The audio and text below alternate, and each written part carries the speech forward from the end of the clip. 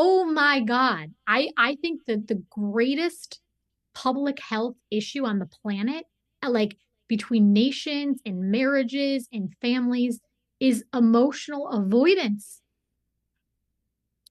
We will do anything. I mean anything to feel feelings we think we cannot feel. I want to answer your question. I actually want to take a little bit of a long way around and tell you why I named the book Energy Rising. Is that okay? Because I think it will. Yes. So, I was telling you I spent more time thinking about naming this book than I did my own children. Probably because I gestated this thing longer. But your brain and your body is the most brilliant machine on the planet. Your brain and your body knows what to do with waste. Okay, so we eat food and we pass it. We take in oxygen, we put out carbon dioxide. Every 27 days, the skin cells go. When there's a foreign invader in your immune system knows how to get it and eject it. So the body knows what to do with waste. For some reason, we will not allow our bodies, we interfere with our brain and our body and our nervous system's ability to eject emotional toxins. What do I mean by this?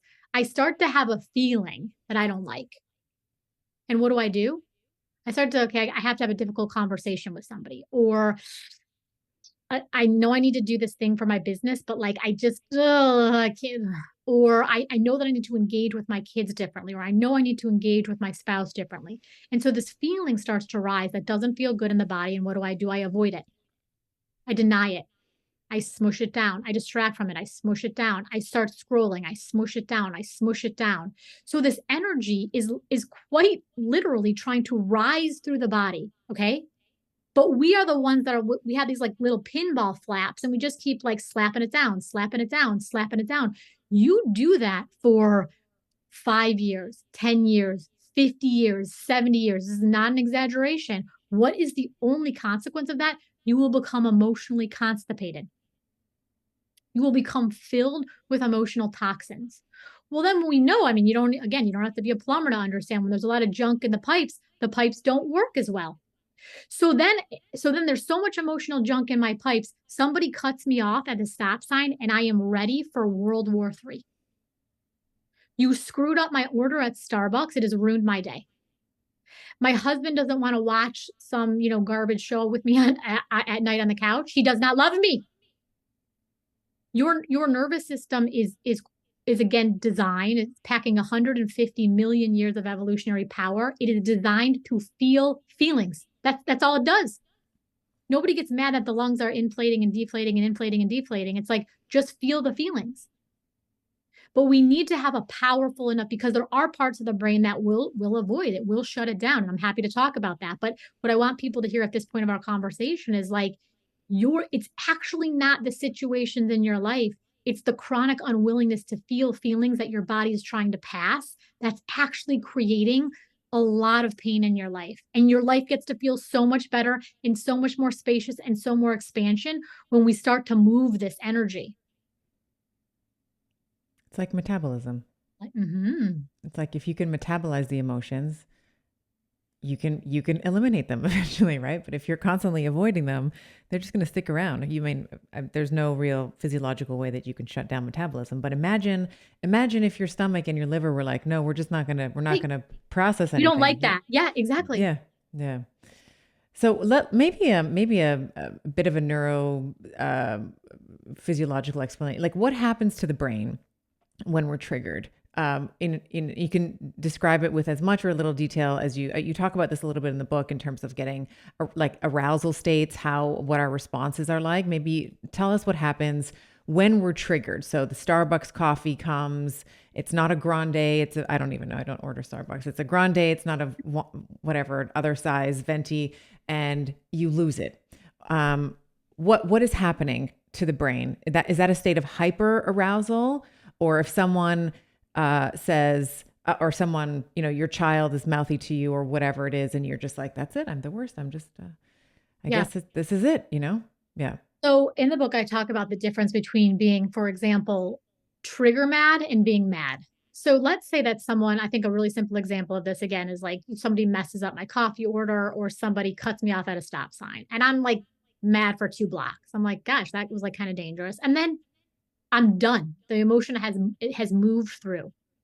But if I am still talking about that at 7 o'clock at night or next week, of course, it's not just about the stop sign, right?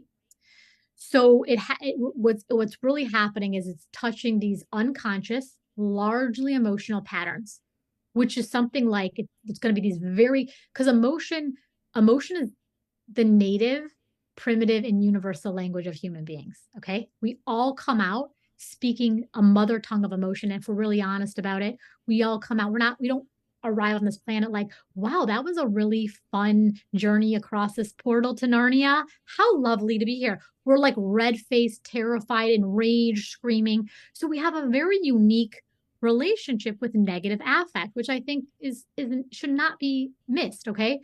So when someone cuts us off at a stop sign, what it's actually triggering, and a lot of times this is, you got to do the work to make the unconscious conscious, is people don't respect me.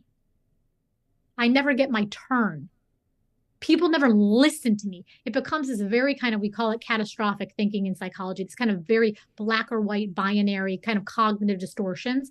But the cognitive distortions are really kind of driven by this old emotional pattern. Okay. So there's a lot of ways that your nervous system can respond. Let's kind of go over, I think there's like 5 of them worth talking about. So fight or flight is like the ones that I think most people are the most familiar with. Okay. So you say something I don't like and I'm snapping back.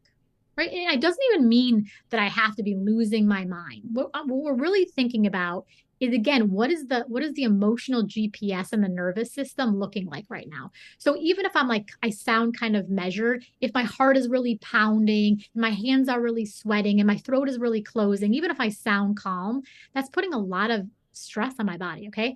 So I could fight, I could run, right? I could just like leave the conversation. I gotta go. I gotta go. I gotta go. Okay. That's kind of the flee.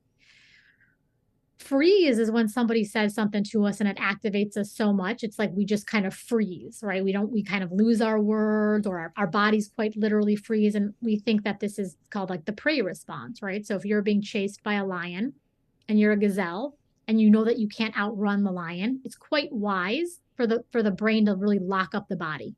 Mm-hmm. So this is also a very common response for people who've endured a lot of trauma where they could not get away. So let's say there was sexual abuse or there was domestic violence.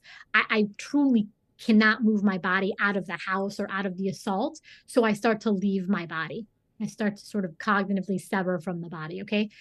Then there's fawn, which a lot of people have heard about these days. And again, this is this idea that someone is so threatening to me. And a lot of us grew up in households with parents like this, where we felt like they were volatile and we had to walk on eggshells, and their moods, man, their moods were law.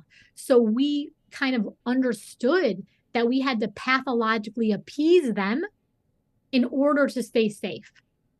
Oh, look, mom, I cleaned the floor like this. Oh, look, dad. Oh, how about now, dad? Oh, how about now, mom? So we're like kind of fawning over them, not because we really want to. Again, we're thinking about the emotional impetus for this, but because if we don't, we're in danger. And then this translates again because it's really the emotional energy that's translating, not the situation. So now when I'm around people who I respect or believe they have authority over me, directly or indirect, I'm more likely to like kiss their ass. And the reason I'm kissing their ass isn't because nobody wants to kiss someone's ass. It's because I feel like if I don't, they're going to take the relationship from me. They're going to take my job from me. They're going to take that attention from me. And human beings aren't wired to be alone like that. The fifth one that I talk about is what I call fall apart. Okay. Fall apart is like when something quite minor happens and like you would think my house burned down. So for example, this it happened kind of recently. I was working with a client and she had to give this huge talk. There was a virtual talk and there was like 1,000. It was a very big talk. There was like 1,000 people on the call, and her internet glitched, but it glitched for like, I mean, 15 seconds. It was very recoverable. The report that she got back on her talk, it was people were like raving about it. And she just kept talking about how the internet glitched.